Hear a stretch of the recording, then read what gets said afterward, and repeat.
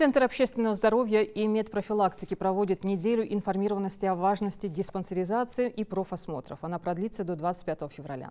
Медики центра вместе с волонтерами вручили гражданам специальные листовки в самых оживленных местах города.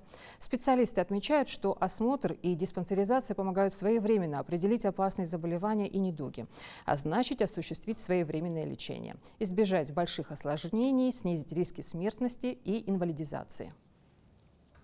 Для прохождения диспансеризации им нужно обратиться по месту жительства, по месту прикрепления в поликлинику, где отделение, либо кабинет медпрофилактики. В случае, если в данном ЛПУ у нас нету ни отделения, ни кабинета медпрофилактики, это участковый врач. Просто нужно подойти с паспортом и полисом к своему участковому врачу. Первый этап диспансеризации и профосмотра проводят в кабинете медпрофилактики. Там перечень одинаковый, его проводит врач медпрофилактики, как внутриглазное давление, как сдача крови и так далее, и так далее. Весь перечень мероприятий его данному больному проводят в кабинете медпрофилактики.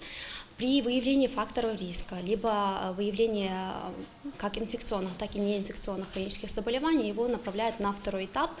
Это уже узкие специалисты, это уже скрининги, один из которых является онкоскрининги.